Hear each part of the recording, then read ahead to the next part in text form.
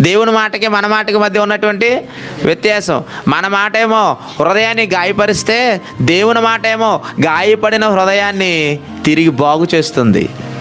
దేవుని మాటకి మన మాటకి మధ్య ఉన్నటువంటి తేడా. మన మాటలేమో సమాజానికి నష్టాన్ని కలిగిస్తే, దేవుని మాటలేమో సమాజానికి మేలును కలిగిస్తాయి. ఎందుకంటే ఆయన మాట అగ్ని వంటిది. అంటే ఆయన మాట ఏంటంటే హృదయంలో మంట కలుగుతుందట. ఎవరికి మంట కలుగుతుంది? ఎవరు నొచ్చుకుంటారు అంటే లోపం కలిగిన వారు, పాపం కలిగిన వారు, అన్యాయం చేస్తున్నవారు. దేవుని వాక్యం వింటున్నప్పుడు వారిలో ఏం మొదలవుతుంది?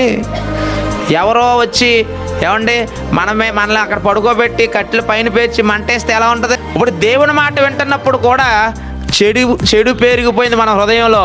దాని నుంచి తప్పించుకోవాలని మనం కూడా ఏం చేస్తాం? మారిపోతాం. పరివర్తన వచ్చేస్తుందంట. అబ్బో, నేను ఈ మాట ఈరోజు నన్ను ఏమండి గుచ్చుకుంది, నేను మారిపోవాలి, ఇందులో నా లోపం ఉంది కాబట్టి ఈ రోజు నుంచి నేను మారిపోవాలి, ఈ రోజు నుంచి నేను మారాలి అనిపించేలా చేసేది ఎవరి మాట అంటే దేవుని మాట, మనిషి మాట కాదు.